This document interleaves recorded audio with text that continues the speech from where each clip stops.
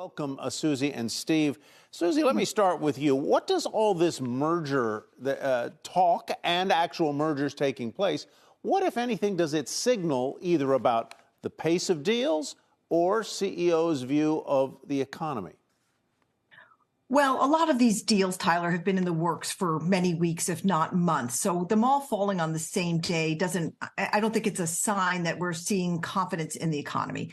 I have a funny view on this because I ricochet in my life between teaching MBA students at NYU and then advising CEOs at Brunswick.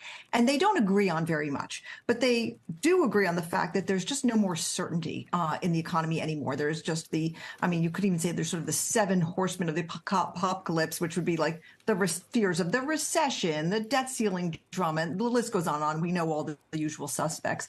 And what that all adds up to is just lack of certainty. And so I think what you're seeing, perhaps, and this is a theory, is that CEOs at these companies are saying there's never going to be a certain time again. Let's go ahead and make those deals.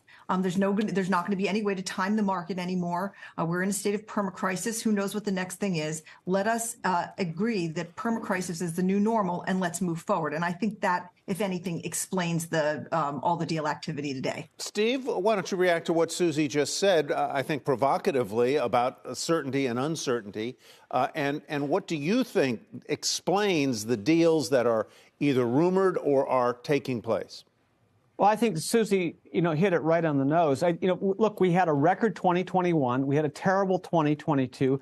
Everybody was really excited about 2023 because we thought we would get through this, and yet the pace to date has not been great. So Suzy's right. I mean, it's been kind of 18 months in pipeline here. You've got the cost of equity very high, and you've got valuations in a lot of industries just way too high. Things like consumer products and those industries that are able to take pricing and pass it through, and their stocks have done well. You have debt that is at a very high level versus where it's been. So, look at PE markets. You've got a lot of equity raised, a lot of funds raised by private equity firms looking for the right deal here. So you're seeing some things break loose on tech and biotech where valuations have been reduced. But this uncertainty thing, Suzy couldn't have said it better.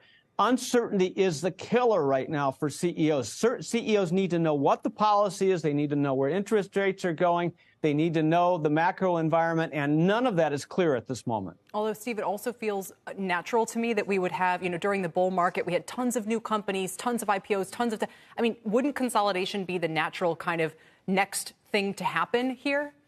Yeah, and look, a lot of companies would love to have it. It's the problem is making the numbers work. You do the long-term numbers, and if you're talking about an industry where valuations are very high, debt is very high, the numbers just aren't going to work. You're not going to be able to give the premium to current shareholders. If it's been beaten down, the question is, okay, is now the time? Is this, what's going to happen here? Is the uncertainty? And you see a lot of people, like, you recognize today, people are just saying, oh, forget it. We're going to bulldoze through this thing because we need to break it loose. And I actually hope that this is a harbinger of things to come. But and maybe they're betting that the interest rates are at a peak. But look, most CEOs say there's a recession coming, and we've got to batten down the hatches for that. So right. I don't think this is a long-term thing.